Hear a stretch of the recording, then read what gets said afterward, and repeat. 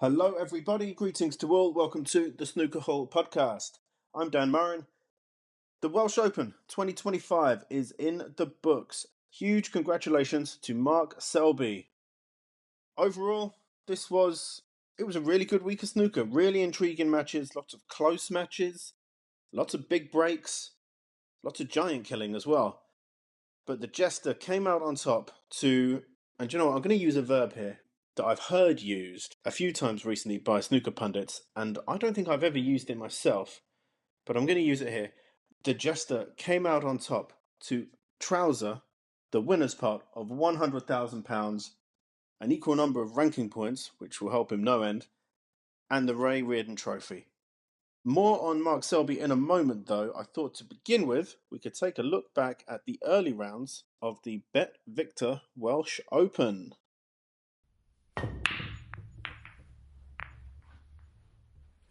As I said, it was a really intriguing week of snooker, and I mentioned giant killing.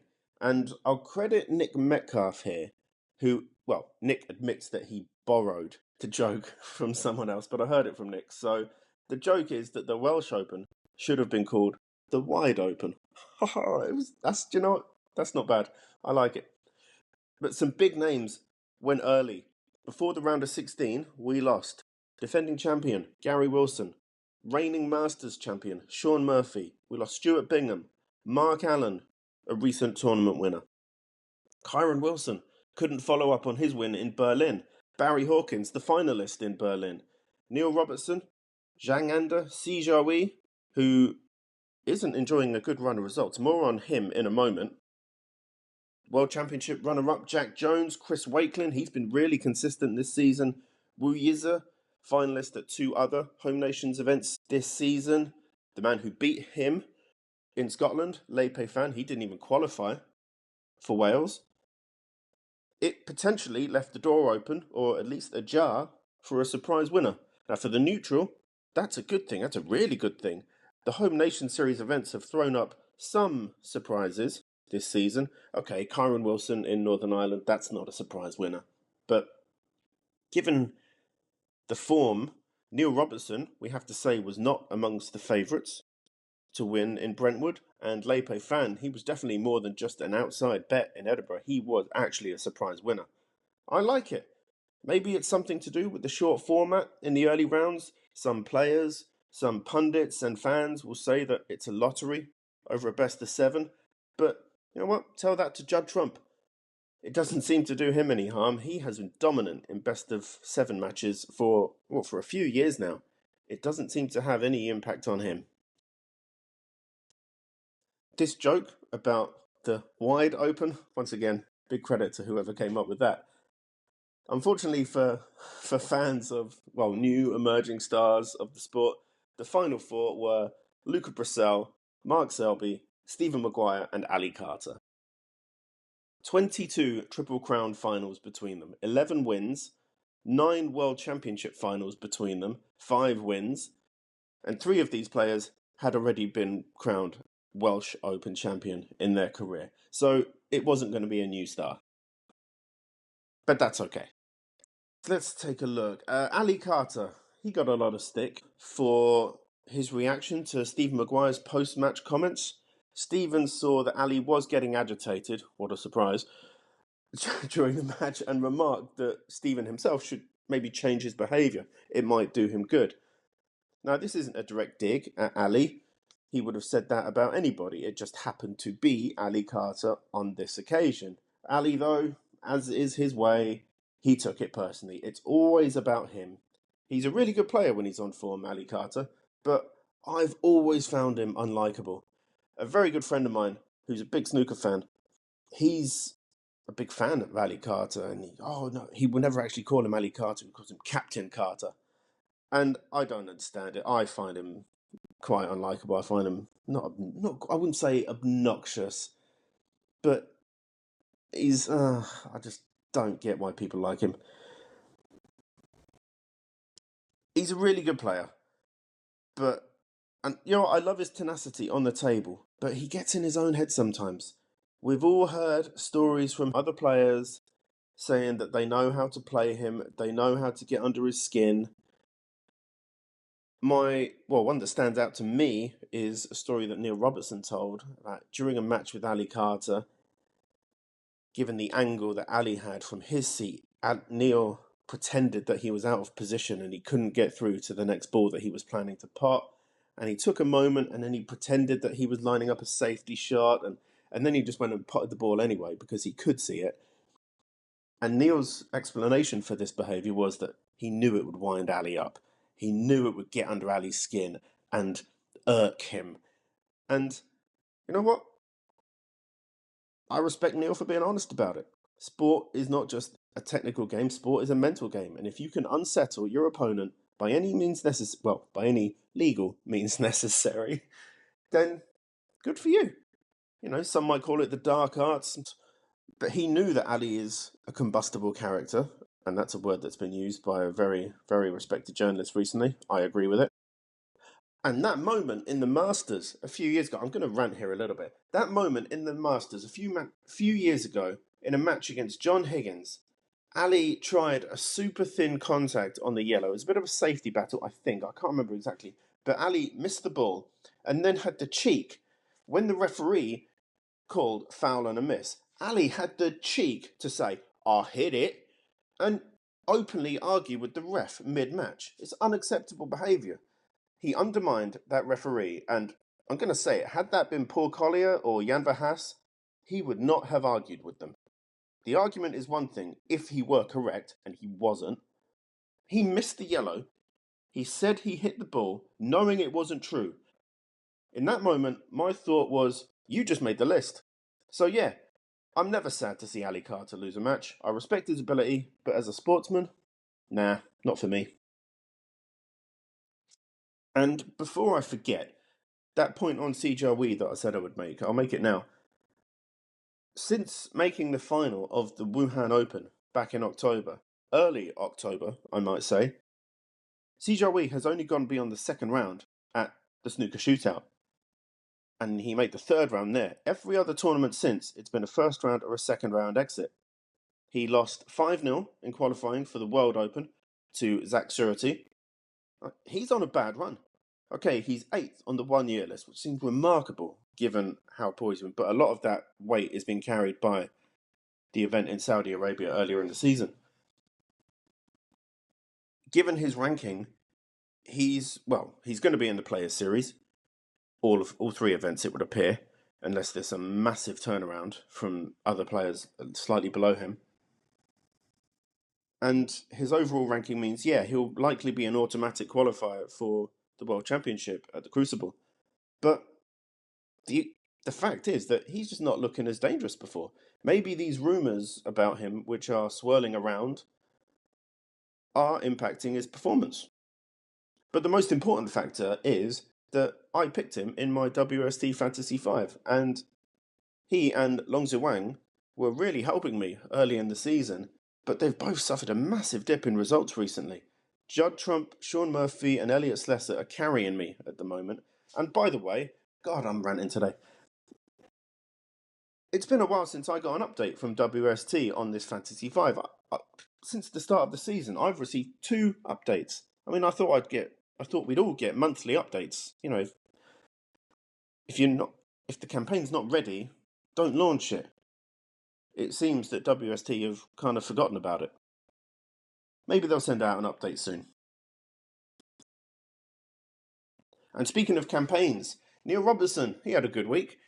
He won the Bet Victor bonus of 150 grand. Amazing. That's a big payday for Neil. I don't quite know how he pulled that off, because in the last 2 Home Nations events, he went out in the second round. In the Scottish and the Welsh, he went really early. And I think, in many ways, I think this is kind of a good thing. I think it showed the spread in performance across those 4 tournaments. Not everyone appears at all of the tournaments. For example, Judd Trump wasn't at the Welsh Open. The fact that nobody was consistent enough to beat Neil Robertson's performance across these 4 tournaments of a win, great, a quarter-final run in Northern Ireland, and 2 second-round exits. That's pretty damning. But it's also good. It shows us fans that there are no easy matches anymore, and that anyone can win on a given day. And for snooker, That can only be a positive. A few other notable names who caught the eye this week. Luca Brissell, let's start with him. He showed that he's on his way back. Okay, he may have lost out on the Bet Victor bonus to Neil Robertson, and because he didn't win the tournament, he has failed to qualify for the World Grand Prix in Hong Kong. But in the upcoming World Open, I've looked at the draw. He could have been handed a tougher draw in Yushan. Signs, I think, are good for the Belgian Bullet. Let's hope we get good Luca Brissell in the build-up to the World Championship. He won't have a tremendous amount of snooker to play before then, and he probably won't have to qualify, but maybe that'll be good for him. Who knows? He seems like the kind of guy who can play well without practicing much if he wants to. Also noteworthy, Jack Lazowski and Stephen Maguire. Let's look at Jack first. Jack, he looked really good in his opening match. He got 3 centuries against Joshua Cooper, if I remember correctly. I mean, he blew Joshua away for the loss of, I think it was 23 points in one frame, and he nilled Joshua Cooper in the other 3. That's a really promising start. I mentioned that on X, and a fair few people agreed with me. He got 2 more centuries in a 4-1 win over Chris Wakelin, who's been a very consistent performer this season. Dropped off a little bit recently, Chris, but overall it's been a positive season for him. Jack got 2 more centuries in a 4-2 win against Matt Selt. I mean, it was raining centuries for Jack. He was scoring heavily, and he was winning these matches fairly comfortably, and I would say with something to spare. He wasn't even in full gear when he was winning these matches. However, just when we started to believe it happened, lots of fans were saying all over social media that we shouldn't jinx it. We shouldn't say, oh, is this the time Jack finally wins a ranking tournament? And whether you believe in jinxes or not, the result cannot be argued. After a promising run, which gave us all hope, Jack fell to Stephen Maguire. Now, can we really, truly, honestly, hand on heart say that we believe Jack would get that monkey off his back this week? I mean, that's up to you. For a short while, yeah, I thought he had a chance. I really did. But on fire Maguire was too good. Stephen deserves a lot of credit for what he did this week. He's had a really good career. Let's not forget this. He's won the Tour Championship. He's won the UK Championship. He's been and 2 other finals in UK Championships. He's been as high as number 2 in the world rankings. He's won 6 ranking titles. That's level with former world champions Stuart Bingham and Ken Doherty, and probably someone else as well. And Mark Selby said it best. It's great to see Stephen Maguire back in a final. Okay, he ain't your cookie cutter snooker player. He's a passionate, demonstrative individual, and there aren't many players like him. I love his competitive nature, but he is a gentleman and he's a sportsman. I was really happy to see him win that semi-final for a number of reasons. And to make it to another showpiece event like that against a player like Mark Selby, that hopefully it'll give Stephen a lot of confidence, because over a long distance, he can be a really dangerous player. And the more competitive players we have at the top of the game, the better the sport will be. After the match, after he fell short against Mark Selby, he spoke with grace and dignity. He said that he wasn't just going to roll over and let Mark win. He wanted to win. He tried to win, but he knows he was shut out of the final few frames by the better player on the day. Mark did deserve the win. I also loved, actually, I'm going to bring this up now. I also loved how Stephen reacted to Rob Walker when Rob tried to touch his shoulder. I don't know why Rob Walker insists on doing this. I think it's weird. He's not physically close enough for it to look natural. He needs to be half a foot closer for it to really look natural. It reminds me of that scene in The Office where Gareth Keenan awkwardly tries to place his arm around Rachel's shoulders after Rachel and Tim play a prank on David Brent. But he does it every time, so it clearly isn't a natural instinct. It's something that either he's been told to do or he feels that it's a good thing to do. I disagree. It looks forced. But I loved how Stephen responded to that. So well played, Stephen Maguire, for a number of reasons. But, as always, On the Snooker Hall podcast, the final word goes to the winner. This time, it is Mark Selby, ranking title number 24 in his illustrious career. 2 ranking events so far this season, so just behind Kyron Wilson, and he's also won the Championship League just the week before, so that's 2 titles in a row for the Jester. He's in form as we approach the business end of the season. We haven't seen the best of Judd Trump since the UK Championship, I'm going to say. Ronnie O'Sullivan has taken a break. We don't know if he'll come back in full swing or if he'll be half the player he was. We don't know. Other prominent players, Sean Murphy, Neil Robertson, Mark Williams, John Higgins, they're up and down. Sean didn't have a great time in Wales, but he won the Masters. It's that consistency maybe is not quite there yet.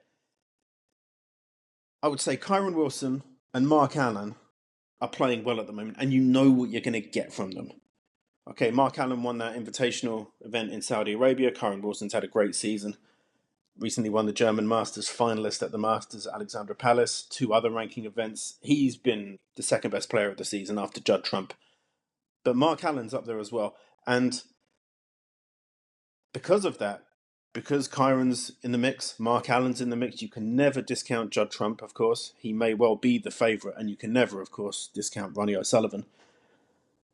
I would say Sean Murphy's in the mix, but Mark Selby, the way he's playing, he's also in the mix. There's no early favourite for the World Championship this season, and a week like this could boost Mark Selby's confidence no end. It wasn't always the prettiest snooker, and he had to grind out some tough wins, especially against John Higgins and Elliot Slesser. Elliot had beaten him very recently in Berlin, and this time the scenario was very similar. They were put on late, and it went to a decider. Their match was the last one on. The big difference in Wales, though, Mark Selby found a way through. Elliot played really well. And on another day, he may well have beaten Mark again, but there was one slightly wayward safety shot in the decider, and Mark punished it. That set the tone for the rest of the week, and in my opinion, it was the most important win on the way to this title, excluding the final, obviously. And speaking of that final, it wasn't vintage Selby. But at the same time, it was. At 6-6, it was anyone's game. But Mark Selby found something, and he didn't really give Stephen a sniff in the end. A point ruefully made by Stephen during the post-match interview. I'm sure he would have been curious to see how far he could have gone in 1 or 2 of those frames, but we'll never know now. Mark Selby himself, in his words with Rob Walker after the match, they were fantastic. A true reflection of his sportsmanship, his class, and the respect he has for this sport. I think the way he spoke about Stephen, the way he spoke about the fans, the way he spoke about his own game with humility, but hope and confidence, I thought it was brilliant. Mark Selby is the Welsh Open champion in 2025, and I am delighted for him.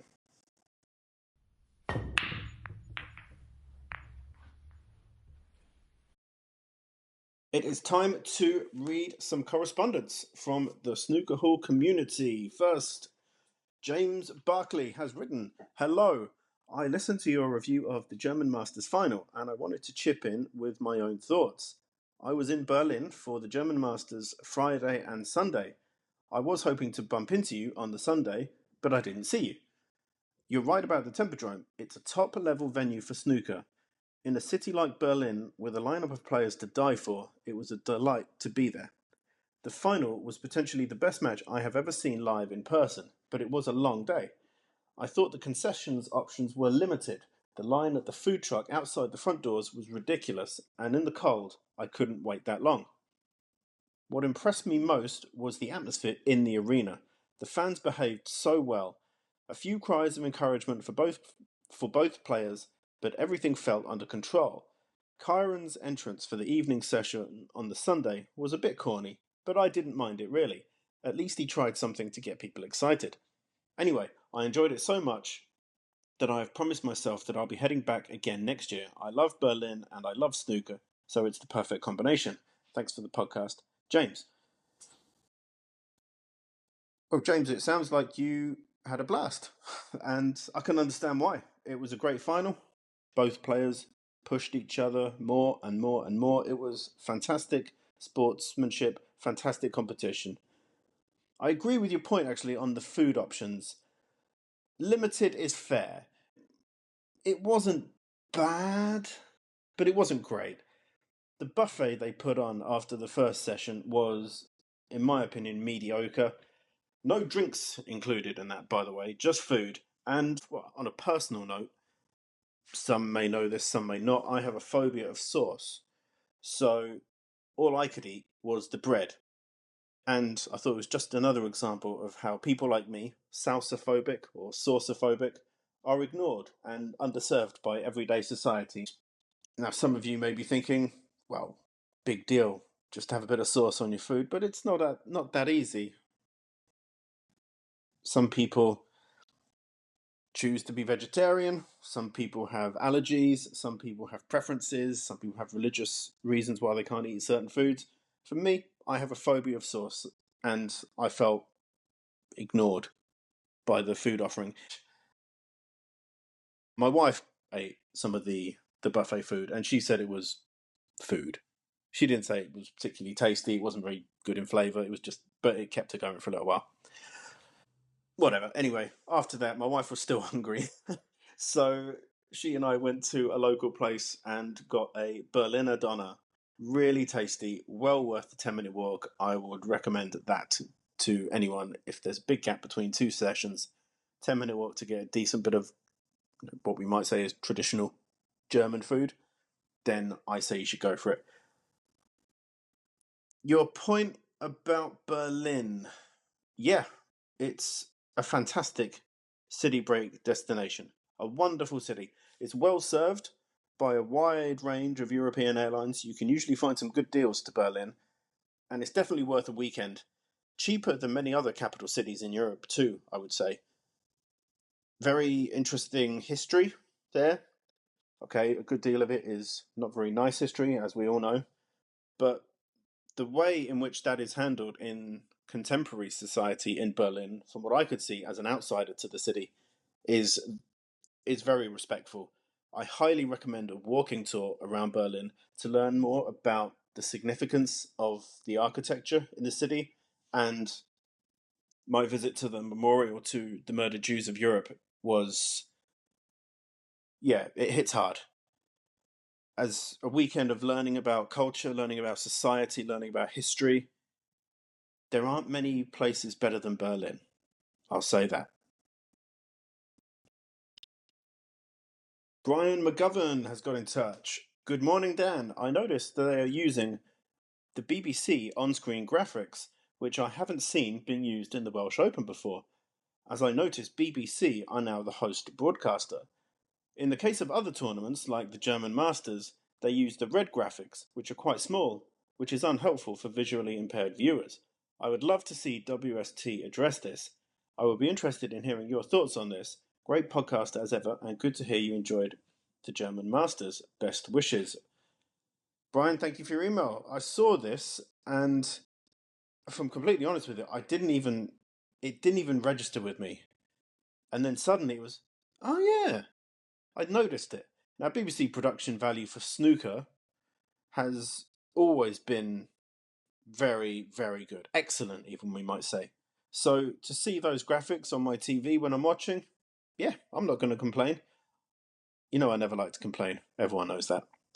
Now, I suppose for some people, a change like that, or a difference like that, not even a change, a difference like that, might mean very little. But for others, it could really enhance their enjoyment of the action and their engagement with the sport. Is that something WST or WPBSA would look into? I mean, if it helps out fans of the game, then I would hope so. They should at least consider it, right? Laura Serkash has got in touch and says, "Hello, I'm a new listener of the podcast. This is my first time I am writing in. Up to now, I have only listened to the interview episodes. I loved the episodes with Martin O'Donnell. That was a recent one, actually, Laura. Paul Collier and Leo Scullion, but especially Mandy Fisher. I'm a female snooker fan, and I always assumed that snooker was not for me. I'm not a very good player, so I was never able to try a career like that, of course. But when I listened to Mandy Fisher talk about the reality of women's snooker, it made me think. If players were wearing full body clothes and a mask so we could not see their face, hair, or body, I don't think we could easily tell the difference between men and women playing snooker. Other sports are different. Tennis, soccer, and sprinting would show a different body shape for men and women. Maybe WST could start a game show called The Masked Snooker Player. Thank you for recording your podcast. It is different to other snooker podcasts, but I like most of these shows. Good wishes, Laura. Well, thank you, Laura, for your kind words. I do appreciate that.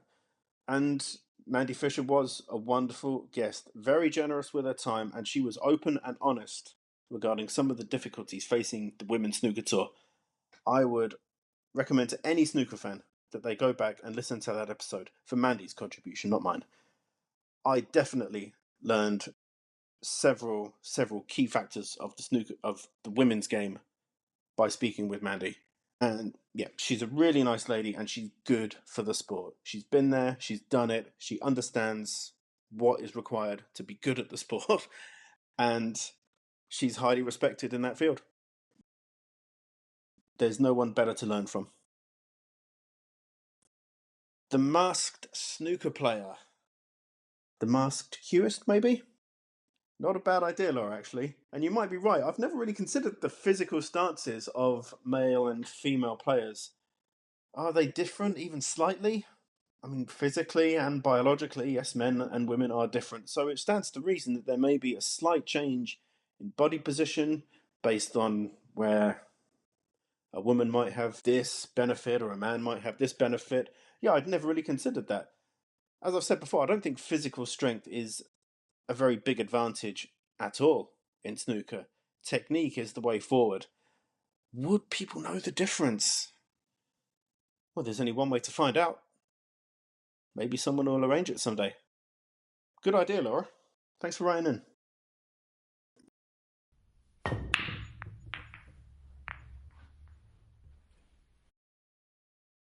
We have a week off from main tour snooker now before the World Open kicks off in Yushan, China. The Snooker Hall podcast will return before then with a quick preview of that event, so keep an eye out on your podcast feed for that episode. There will be more guests on the podcast over the coming weeks and months. Very soon, I'll be joined by referee Kevin Dabrowski, who has been in snooker headlines recently. I'm sure Kevin will be able to share some very interesting stories from life on the snooker tour. If you have any questions you'd like to ask Kevin, please get in touch. The email address is contactus@thesnookerhall.com. Thank you for listening. Thank you to everyone who has contacted the show with questions, stories, opinions. If you want to get involved, the email address, as I just said, is contactus@thesnookerhall.com, and you can follow the show on X, Blue Sky, and Instagram. The handle for all of those platforms is @thesnookerhall. Winter is nearly gone. We have a quiet week in snooker. I look forward to reading some more correspondence from the Snooker Hall community, but until next time, take care.